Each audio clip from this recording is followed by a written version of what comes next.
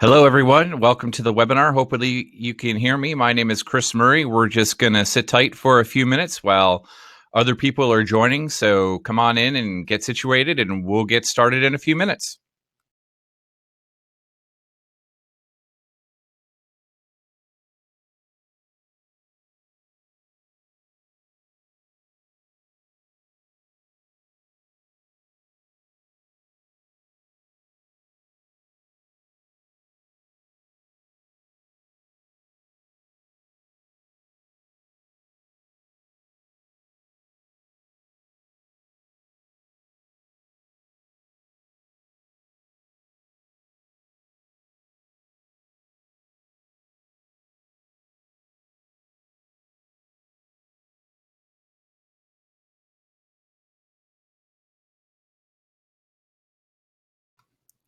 Welcome, everyone. We're still a few minutes away from getting started, so get comfortable.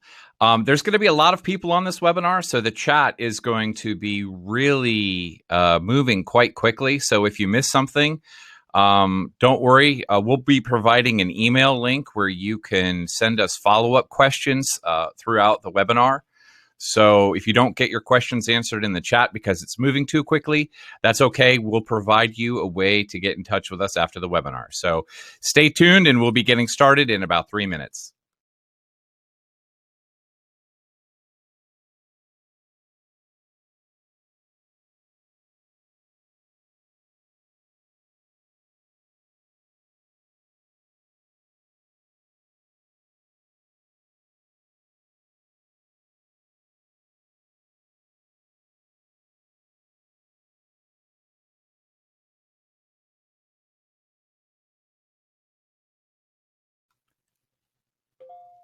Hi, folks. This is Chris Murray here. We're still about 2 minutes away from getting started, so make yourself comfortable. People are still pouring into the room. I mentioned previously that this is going to be a really interesting and great webinar with a lot of people in the chat. So if the chat is going to move very quickly, so if you don't get your questions answered there, that's okay. We're going to be posting a contact email where you can send us questions after the fact if you don't get your questions answered during the webinar. So stay tuned. We're going to start in about 2 minutes.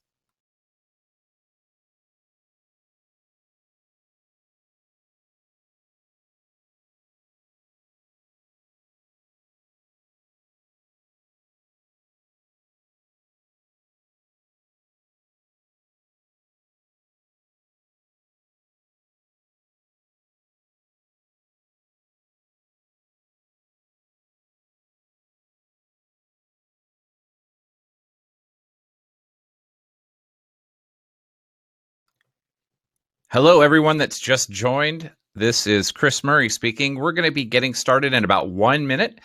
This chat is going to be really crazy today because there are so many people on the webinar, which is fantastic.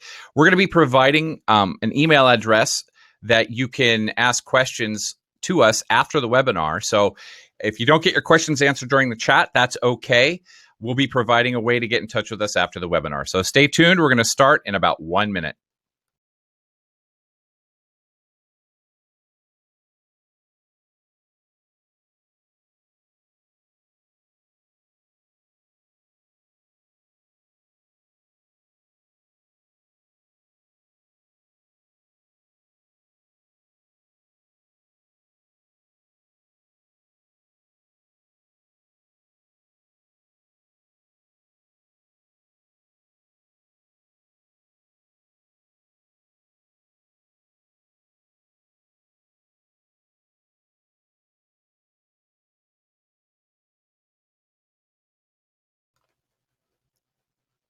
Okay, folks, welcome to the chat.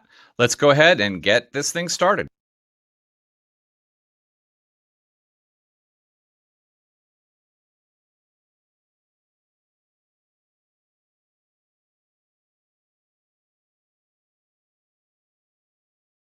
Hi, my name is Chris Murray, and I'm the Technical Marketing Manager for the Unreal Engine Enterprise Division.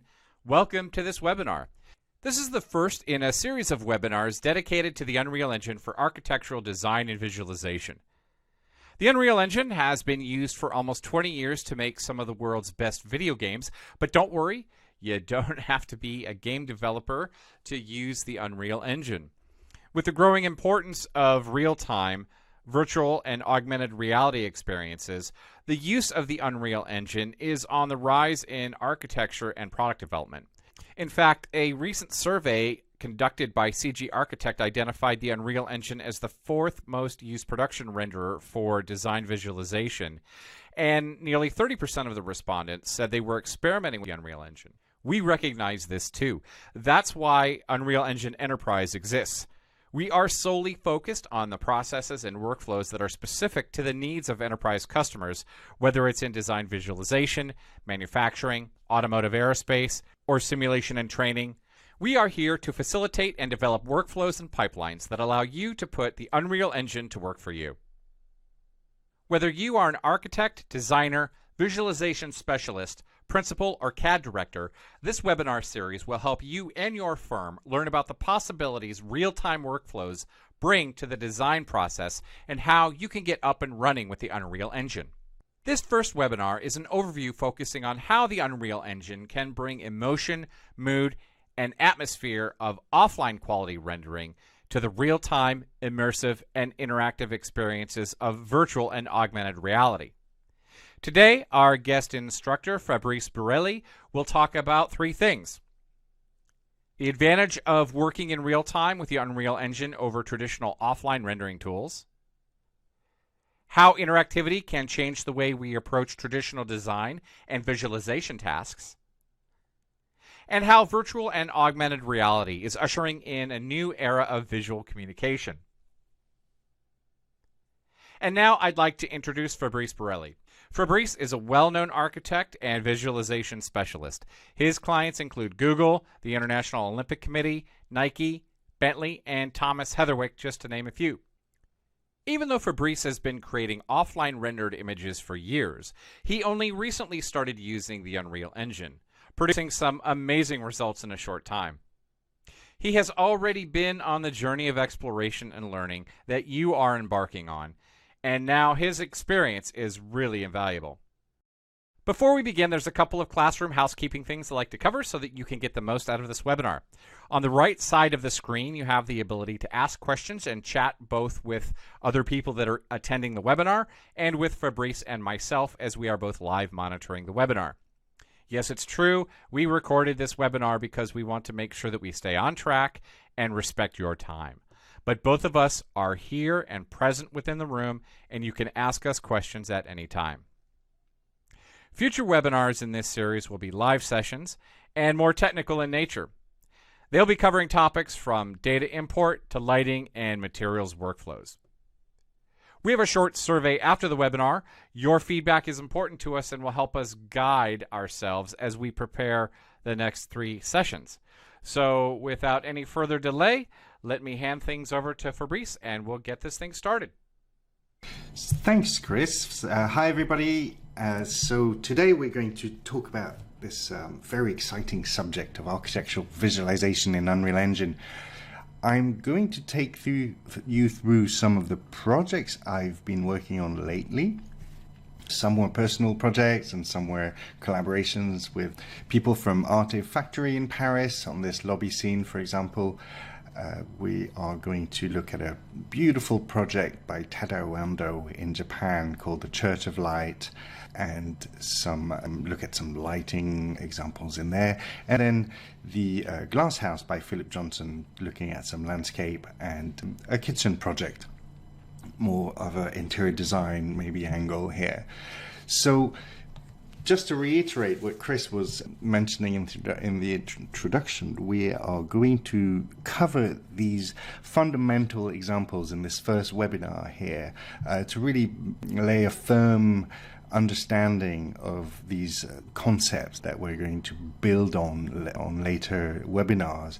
So these 3 ideas here are the idea of real time. These things will greatly change the way we've been working traditionally, and I'll cover that in a little bit more detail just following. So the real-time interactivity and this idea of virtual reality and how that's going to help us in our work. So what we're dealing with here is this idea of how do we communicate and sell our design using these technologies and using VR, and it's an age-old problem that we've been sort of dealing with for maybe well over 100 years, and it's really beginning to impact the way not only we sell, but also the way we design, the way we actually do our work. And I'm talking obviously about 3D and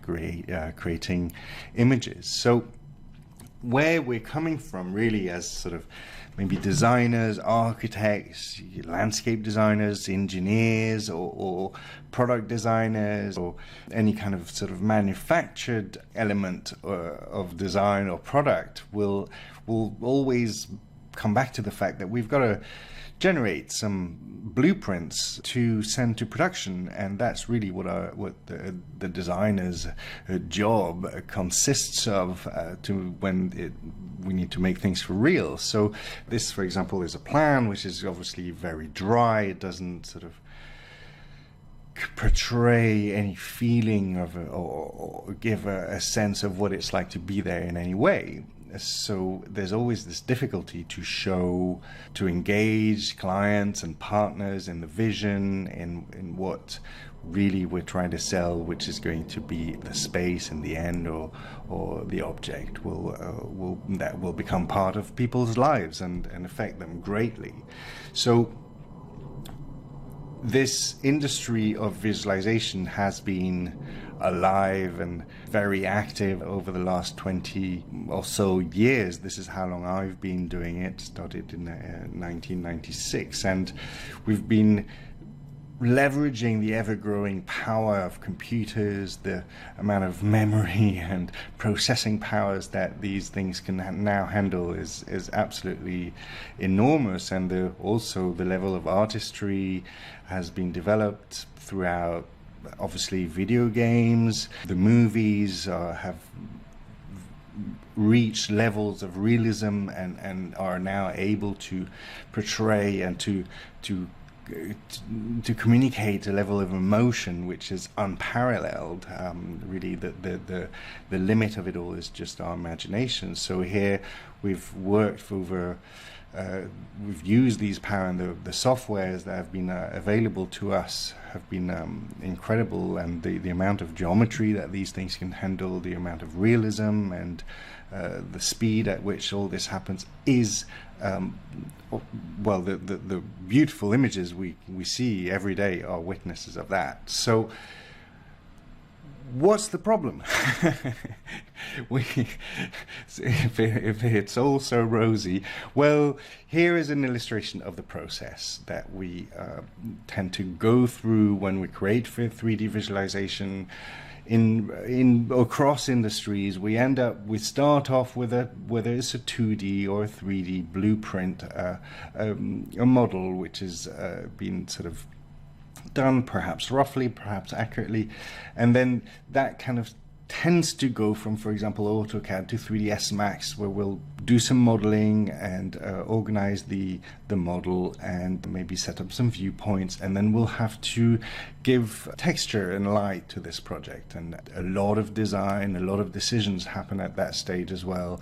And then that then goes into another traditionally another package like V-Ray, where we'll start rendering. So effectively we'll have to sort of press the render button, and then all that data gets sent over to the renderer, which then goes into another compositing package with special effects added on top. So here Unreal Engine is sitting very much across a very broad spectrum of this process, enabling us to look at eventually having a lot of this happen in just one package. For example, the rendering happens in real time once the lighting is baked, of course, and the compositing can also begin to happen in Unreal Engine now, and the special effects are definitely in there. The 3D modeling, there's many packages, and it's a very complex process that can be depending on the complexity of the building, of course. But this is something that currently the enterprise team are looking at and are working very hard to smooth this process out and to make it as seamless as possible, both ways as well, which is very interesting. So it's something to really look out for in the very near future. So this is just to illustrate a little bit where the engine sits. What we're talking about today is really in the area of the rendering, where we're kind of beginning to just take this process out, and that's when we're dealing with real time, and when we deal with texture and lighting, which is very at the core of the visualization process. This is also something that is going to sit in one package, which is very exciting for a lot of us. So what is real-time technology then? Well, as I like to call it, real-time is effectively real world. I'm just showing you here a little movie of Norman Foster drawing in his studio, and that is real-time. He's pressing the pencil down on the paper and the mark appears instantly. The world around us is real-time. And this is what we expect. This is what we're used to in our daily life. So when we work from a computer, we expect this same real world time, effectively, which is instant, to happen. And this is a technology that has, of course, been developed by the video game industry. And it's interesting here in this article on Wired that Bart Ginkels, who currently designs the Google headquarters, thinks architecture should be more like video games, in the sense that we can build our dreams using this technology and then we can inhabit it through play. I recommend you read the article where he describes this in more detail. So let's jump in the interface here, and I'm going to show you, to illustrate really what it means, real time. We have witnessed in the last couple of years, maybe, a dramatic improvement in the hardware and in the software, where the traditional offline rendering technology is being almost equaled by the real-time technology. And so effectively we have here in front of us what could be nearly the quality of a V-Ray render that would sort of take a number of, maybe a half an hour or an hour, depending on how powerful your computer is. But this is today completely rendered in front of you as I'm moving around the space. There is no delay between me having to change the camera angle and the image being rendered in front of me. This is effectively the video game technology that I was mentioning just before, but as I'm moving around, it's really updating absolutely in real time. So what this means for us is that we can begin to explore spaces just like we would do in a video game, except we don't sort of meet monsters and destroy. I always say these are optional, but effectively what this means in the design process is that as soon as I've found a satisfying camera angle, I can literally, as if I was in the space today, take my phone out and take a picture. Here I can just save this picture directly on my hard drive and begin sharing it, for example, and send it to my clients, send it to my partners. I can also render these extremely high resolution, over 60,000 pixels across. I mean, this is also something that would cost time, a lot of time. 60,000 pixel image, this is able to output it in a couple of minutes. Now, just to illustrate the point here, that in this restaurant area we've got very highly detailed geometry that we wouldn't necessarily not be expecting from video game technology at this stage. The quality of the light is really smooth, is very high res, the reflections are all sort of there and sort of going through the glass here, but the amount of geometry is not really a limit anymore. So this is something that is very new. It's unprecedented, I think, in the field of visualization. So just to illustrate here, I'm actually sitting in the interface of Unreal Engine, and I'm just moving around with my keyboard as just as I'm talking to you. So what we have the ability to do also is to create movies, and the way these are done is that if I just sort of show you here, we've got the cameras actually in the scene, and these have got an animation attached to them through this sort of sequencer facility here, and we just sort of press play, and the camera, the movie is actually going to play. So I'll just sort of activate my camera and start from the beginning here. If I hide all this sort of game gizmos here, I can just actually play the camera exactly as it will be played in on my hard drive. This I can choose to save these images as they're being played, and the quality of these are practically sort of equaling that. We've got some sort of post-processing effect here. There's some sort of bloom on the light here. All these things that the movie industry have been using for or photography or film has been using for a number of years. Now we can replicate these and use them in real time without delay, and they greatly enhance the quality, the level of emotional impact we can have on our audience.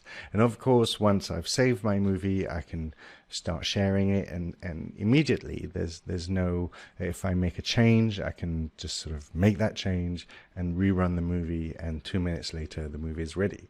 So this is incredibly powerful and saves thousands of hours literally in the rendering process, or the complication and the number of software suites we might need to use, and so on.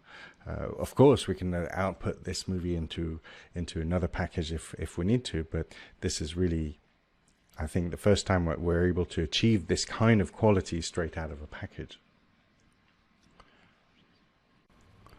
Another project I'd like to use to illustrate this idea of working in real time is the Church of Light by Tadao Ando. It's a small building in Japan, and it's a very appropriate name because I'd like to sort of illustrate this idea of working with light in architecture, and compare it a little bit to the movie of Norman Foster drawing with his pencil on paper, where effectively in architecture light and space are very much linked, and it's a little bit the analogy of the light being our pencil and the space being the paper. And here it's very much such a strong feature of the design. We're actually able to manipulate the sun in real time and to kind of place ourselves in there and move the light and see exactly what the effects would be in effect with this project. It was sort of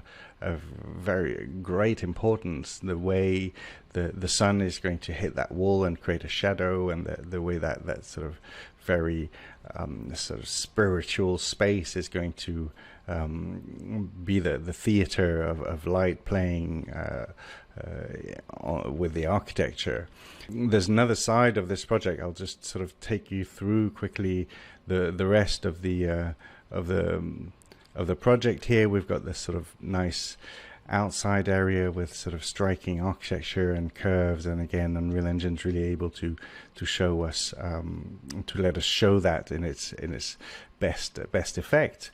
So here it's another side of the project where I'll just illustrate here how we've got a very strong feature of this. This is actually a very well-known photo of this project, and the beam up here is casting a very strong shadow on the wall at the back here, and we're able to sort of manipulate again the sun and the light, and to really play with the way the shadow works. And it's a very strong element of design that I think it would have been very difficult to work with our traditional offline. Here we're really able to play in real time, as if the space is our canvas, and the light of the sun is the tool that we use to play and design. So now we are going to look at the meaning of interactive technology. So again, I've caught a little film, and this time it's Frank Gehry designing in his studio here, and it's quite interesting to again make the parallel with the real world, where this is what I call interactive, in the sense that people are taking a piece of cardboard and they're cutting it with scissors and using sellotape, and this is the actual process that they use to design. Like Frank Gehry is actually looking at it now and pondering over it, and he obviously looks very concerned, and they're collaborating. I'd like to really sort of reiterate the fact that in our interaction with the computer, we are effectively wanting to recreate these real world situations where we're able to look at an object and interact with it. So what that translates to in sort of our realm of interaction with it, with the computer, is that we will expect something to react when we act upon it. In just the same way. While I'm also here sort of getting ahead of myself when we talk about VR and AR here, is that you see that the interaction happens within the realm of the physical world, and they use their bodies, they use their hands, they're sort of looking, they're turning the model around.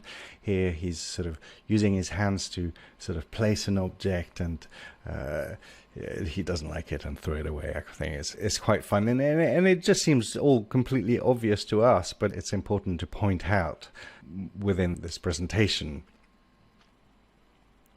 So here again, I'd like to use another project to show you some of the capacities, some of the quality that we're able to achieve in Unreal Engine, and also some of the interactive capacities that we have at our disposal to play and to design and to communicate with our partners and clients. So this project, it was for a kitchen in a traditional sort of Victorian house, and I'd like to sort of just point out some of the very high quality, sort of highly detailed features that we're able to illustrate in this project, which is really again reiterating the point that the Unreal Engine is really now able to rival to a very large extent some of the offline renderers that we've got, and then we're able to really play in real time and also now to interact. So just to show you the things, for example, we can do with the worktop here. If I was with a client and we could look at, for example, the different materials, it's very, very easy to just completely change the materials here and to see what that looks like. There's no delay, there's no need to press render, we can just completely see our options completely easily and freely, and so this is in fact interactive in the sense that I'm just sort of changing the material, throwing it onto this object, and the material is changing immediately. Another incredibly powerful feature of the software here, what we have here is sort of these interactive materials, and so I'm able to sort of maybe change the lightness, of this wood. Even I can sort of decide if I'm going to work a little bit on the reflection here, just whether I wanted sort of very shiny, with this kind of lacquer finish here, or completely matte. to give it a different look. And this is incredibly powerful, and it's literally takes just a few seconds. And this I'd like to really point out that this particular type of reflection, this sort of blurry reflection, is what we'd call in a rendering jargon, would actually take a long time. It's very costly to render these reflections, and here we've got them in real time. And so while we're there, I'm just sort of pointing out that the quality of the materials, the fine detail we're able to see, and the light, the quality of the render of the light hasn't got much to envy to our offline renders. So that's regarding materials. Another feature we've got here is, for example, these lights here. The lighting is completely interactive in the sense that I can just sort of turn these lights on and see the effects straight away. I'll just select these and turn them on, and similarly I can sort of begin to play with the intensity and see what that looks like. And in the realm of lighting design, this is going to be incredibly powerful, to just sort of be able to turn lights on and off without any need for rendering, again without any need for post-production, just see what that effect is like. And once we're done, we're done. It's we just sort of save that, share it, or try it in VR, and we can communicate with the actual, as close to what the thing will look like in the end. So I think this is really greatly going to change the way we design and interact with our teams and clients.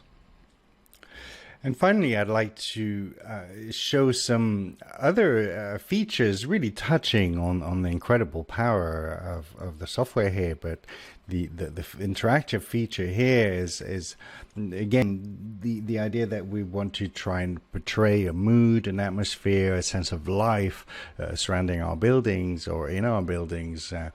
Here I'm using the Philip Johnson Glass House in Connecticut in America, and we've got a landscape. So this is an exterior scene, and we've got this sort of the ability to have the leaves flowing. So it's giving this sense of life, and the sun, the shadow is also moving. We've got little sort of cute little flowers swaying in the wind here, and it's all to a very great degree of realism, of atmosphere, and we've got an enormous amount of data here in the scene, trees, very high poly, and the house sort of sits here in the landscape, and we've got a very strong sense of atmosphere. So if I just go into the interface, and we're able to use this incredibly powerful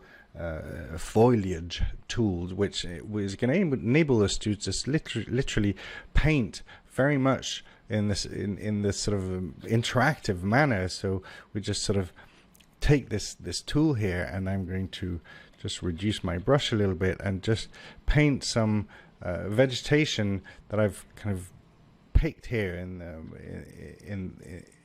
this bit of the interface. And I can just literally, as I am looking around, just put a few of the and see what that's like. If I don't like it, I can just sort of delete it very easily. And it's a sort of a new way to design, in the sense that normally we'd have to either make a drawing, an abstract, and kind of just try and express our ideas in a way which is not so close to what the final product will be like. But here it takes absolutely no time. We can literally share this with our clients, do this with our clients next to us, with our teams, and look at the result, and just literally kind of go in and feel like what it's going to be like. There's no it's very it's very clear.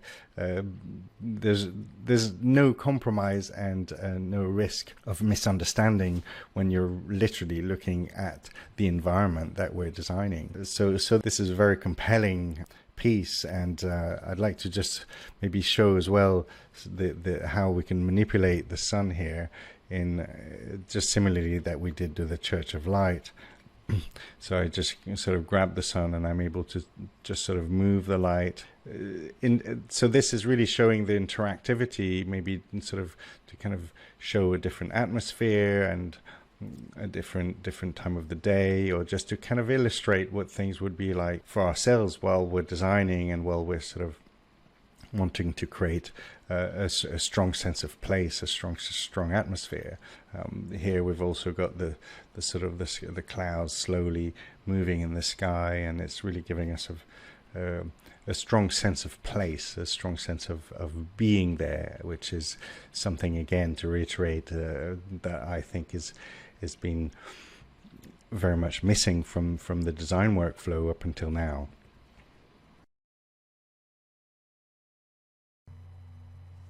So now on to our third sort of big idea and concept is the all-encompassing virtual reality and augmented reality. So of course we've heard so much about virtual reality, and so what is it? Well, it is really all of the above, what we've just been talking about. Interactive, real-time, all these things happening instantly and reacting to our action upon the world, but it happens within the realms of these goggles we can wear on our eyes. So obviously the standard way is to look at a screen and play on the screen using controllers, and the technology, including mobile technology and these new headsets developed by HTC Vive. Here we've got Oculus and Sony, and the Samsung Gear VR, which works on mobile, and many others developed by Google and other small and large companies have developed these headsets which work effectively by giving us one image per eye, giving us the illusion of something in 3D in stereo effectively. So we get this sense of distance, we get this sense of real world, of almost something physical, I would say. And the addition to that is that here we've got stereo in our vision, so for the eyes. We've got also 3D sound. So effectively what that means is that when a sound happens, it can happen all around us, whether it's behind us, above us, and it really gives us a very strong sense of presence, of being there. And what you can see is on this image here is the lady is actually using these controllers, which are really beginning to act like our hands. So some of these controllers give us the option to pick up and to use our hands, our fingers, and it really is becoming something which is showing how we can begin to use our body. So I refer back to the little video that I showed you of Frank Gehry when they were sort of using their body, using their hands and turning the model around, and it was a physical interaction with an object. This is really what we're tending to do, to use our bodies, and the potential of this is huge in the sense that are we meant to sit at our desk, staring at the screen, using a mouse, effectively clicking? The only thing that needs to be moving is our index finger. I personally don't think so, and I really think that this, to some form, this is, remember, the very first generation headset that we're seeing. It only came about a year ago, today in 2017. So this is what virtual reality means for us, and let's jump into the interface again and see how we can use that within Unreal Engine. So here I am inside the model of the kitchen, and I'll just click out of that, and so I'm actually in the it's what I'm saying. I am immersed in the project, and it feels like I'm actually in there. So what's really interesting is that I'm able to scale by using these two controllers in front of me to one. So here it feels like I'm standing inside the space, and it looks very incredibly real. But also by doing the same pinch movement that we're used to now on our phones and on the iPad, I'm able to sort of scale this down and to look down at effectively what is now an incredibly detailed model of the kitchen. And I can see all the little details, all the materials are incredibly accurate. I can turn it around, move it, literally go in and stick my head. So this is something that we would normally pay a lot of money to have a model 1 to 20, 1 to 50 model of a space like this. But now effectively we can just have it there within in practically no time. It's just a matter of putting the model in and putting some materials on, and we can literally jump in. So now what I'm also able to do, and this is a little bit experimental at this stage, so but I'm able to access my contents just like I was in the interface, and I can just literally grab a chair off my content browser, and I can start manipulating this piece of furniture in VR, and it's as if I am there. So it takes a little bit to get used to these tools, and again, as I said, they're a little bit experimental at this stage, but it's incredibly compelling to be able to do that effectively. So let's see if I can choose a different material, there you go, and I'll change back my worktop in wood, and I can just see what that looks like, and change it back to another material in gray, for example, and then this is the thing about virtual reality. It's quite difficult to describe. You really have to experience it for yourself. So finally, to give you an example of what augmented reality is something which we might have seen before on our phones, but again, the amazing thing is that this is something that we can now do inside of Unreal Engine for free, effectively, and just throw our model in there. And by using a piece of a card with a logo on it, the computer is able to match the movement. You can see the card there underneath, the movement of the card, and apply that to the 3D model. So it feels like handling the model. It's really, you can see that the movement, I'm actually sort of turning it around with my hands, and it's really the nearest thing to having the actual model in front of you, because it's a very physical thing, that it's got this sort of body like experience. So if I go back to this Church of Light example, the reason why I would sort of choose to use Unreal Engine for architectural visualization today is really the idea that, well, first of all, it's free. It's quite an attractive price point, but it's really the sort of the render quality we're able to achieve. I'm just sort of walking around the project now, and the level of realism is really breathtaking. I would say I can't stop being amazed by the beauty of the light we're able to achieve, and the materials and so on. So the level of of interaction, the level of quality we can get to in the materials as well is incredibly powerful. The material editor takes a little bit of getting used to, but once you get the hang of it, it's very, very easy and very user-friendly and very, very powerful. So